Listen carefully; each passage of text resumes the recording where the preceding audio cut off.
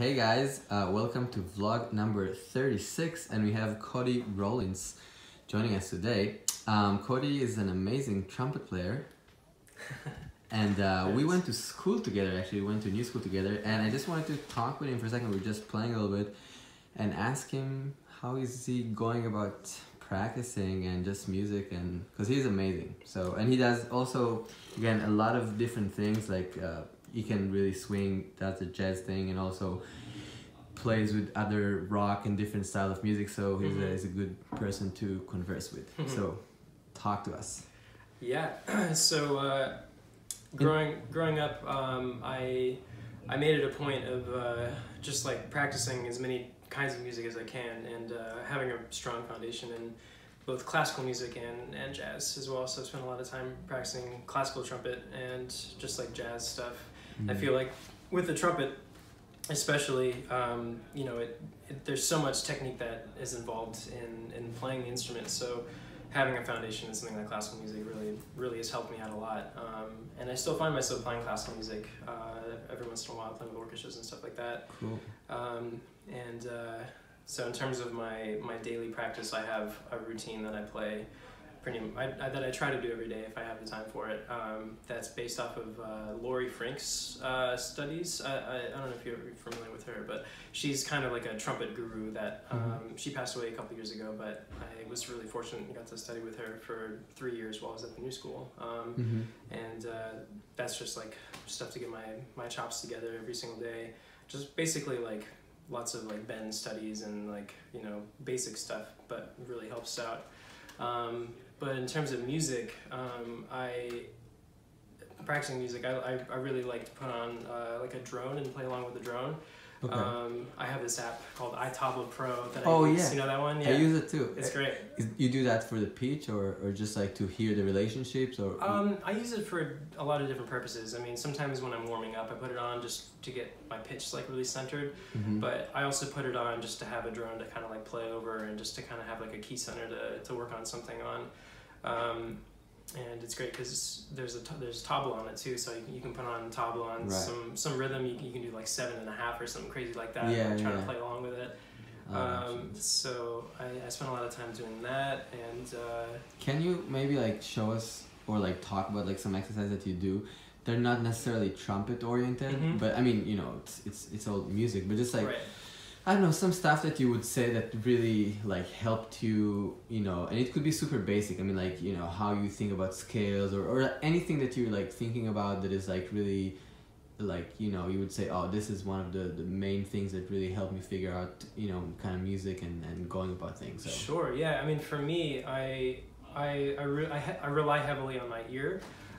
So, I mean, I've spent so much time working on my ear and getting that to a really good place. So something I used to do when I was in like high school is I would put on recordings, like any kind of music, like hip hop or classical music or literally anything, and just like play along to it and just try to just like get right into the key like right away. And I feel like when your ear is strong, then everything else can kind of follow really easily. That's how it's kind of worked for me.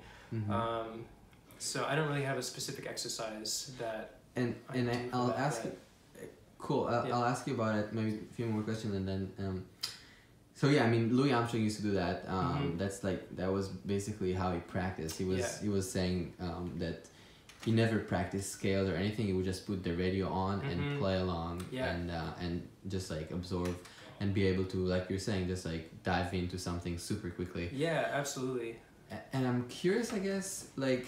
I mean, a lot of the ear training stuff that you know we study in school and practice, and I spend a lot of time doing stuff like that, and also just like tagging, like I guess like calling things name. Do you think about that, or is it more intuitive? You know what I mean? Like when you hear progression, you know, when we had dictations at new school or something, you're like, okay, this is 2/5 to the 4 minor, 3/6, whatever. I don't think about that. You don't think about that. Yeah.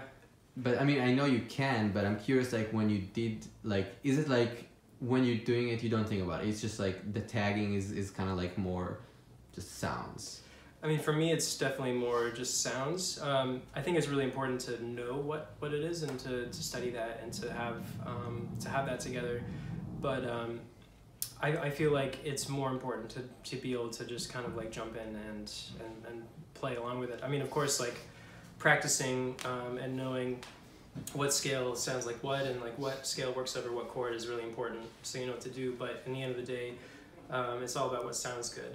And yeah. So I don't even really think about scales anymore when I play. Like I just play. Yeah.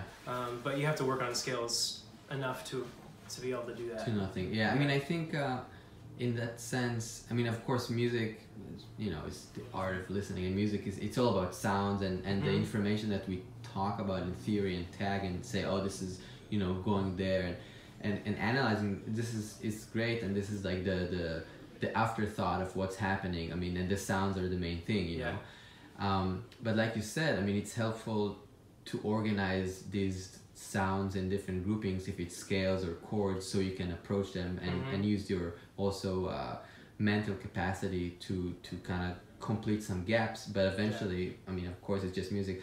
And yeah, I feel more and more like you're saying. I mean, I definitely don't think about scales, and I feel more and more it's like all the notes are possible, and it's just sound. You're like, okay, you know, and then like I could spend some time and being like, in a way, like more sensitive, and be like, oh, that flat six, you know, that sound of flat six over, it could be again over major, over minor, you know, it's like, it's a sound, and it could be very strong, and it could be, and I feel like some sounds I know better, you know, and like, I don't know if I really hear flat 9 over major 7, like if someone plays it, I hear it, but in the sense of like emotionally, I'm not really like, I don't feel like I'm that connected to it, but you know what I mean? So it's like different sounds are.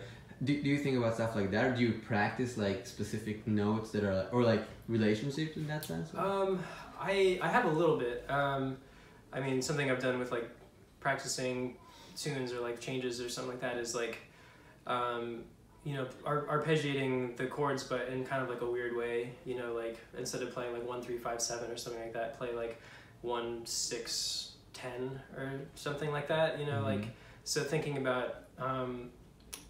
Thinking about like parts of the scale in the chord in different ways than what is typically done, like instead of just playing 1 3 5 7 up and down, you know, kind of like finding ways to like jump around and like do things. And if you do that a decent amount, then I think it's easier to kind of like pick out those notes and like know what to do, because like you know, also like if you're reading changes in it's some like wacky chord like flat 6 sharp like not 13, but you know, like a flat 6 sharp 9 or something like that, like to know what those notes are right off the bat, so you, if you're reading the chart, you just know what to play, is also really important. So I mean, I haven't really worked on that myself, but it's all connected. It's the same kind of thing from different angles, I think. I want to ask you maybe 1 or 2 more questions that I'm thinking about a lot recently.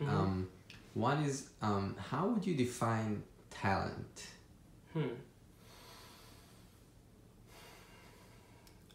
I mean, I feel like the word talent kind of implies that something exists, like it's inherently there. Like the talent isn't something that you gain through practicing. It's kind of just like a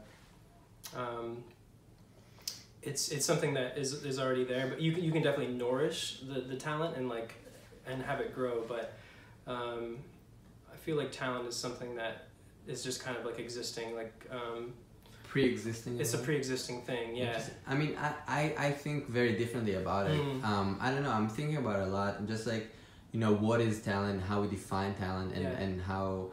I mean, you know, when we say about someone as, oh yeah, he's very talented. I mean, right. So like, what does it mean exactly? And just like, what's the process? I mean, you know, when someone will hear you play, he would obviously, you know, say, oh, this guy is like very extremely talented. It's like, you know, so it's like, okay, what's the deal? You know, what happened? And then you can talk about the process, and then you can say, well, I don't know how you feel about it, but you know.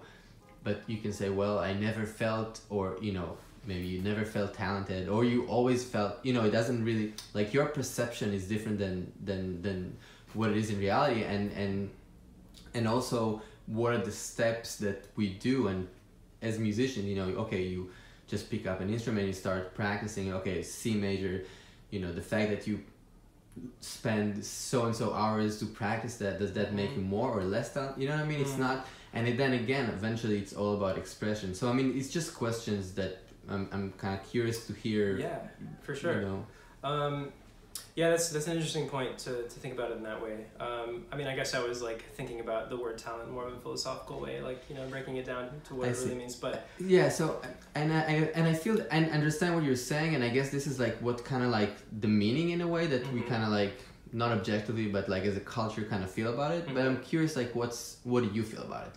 Like how would you define, in the sense of not Wikipedia, just like right, yeah. Cody, what do you think?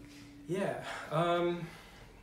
I mean, I guess like when you talk about it like in the terms of like somebody being talented at something that they do, I mean, to become to get to a level like that, where someone would say you're talented at this, I feel like you have to put in a lot of work into whatever it is that you're doing.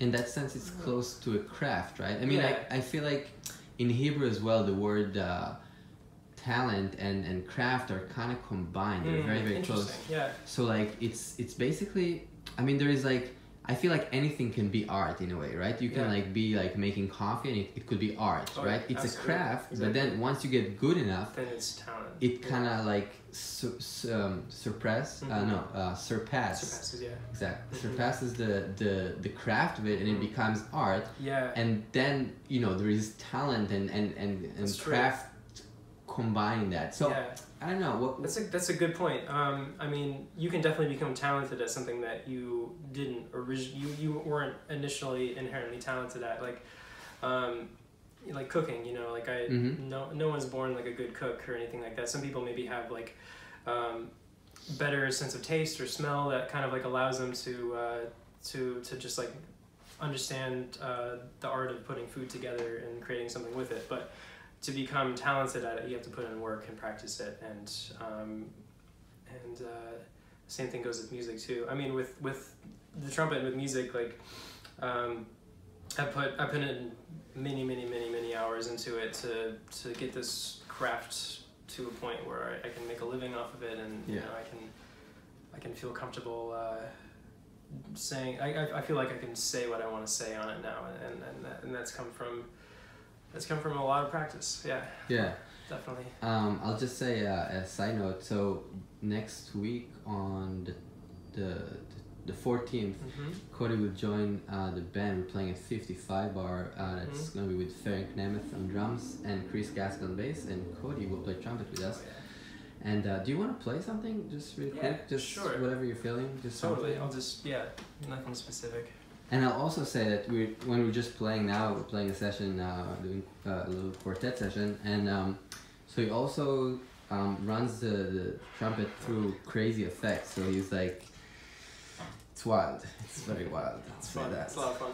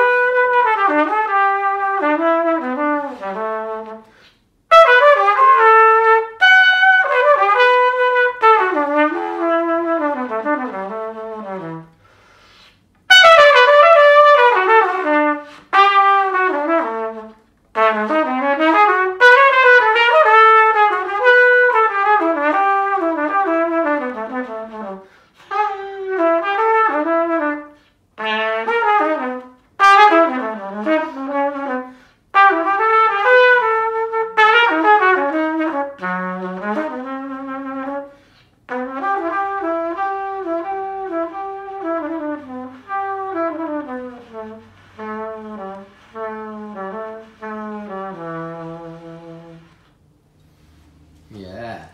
Thank you, man. Yeah, you're welcome.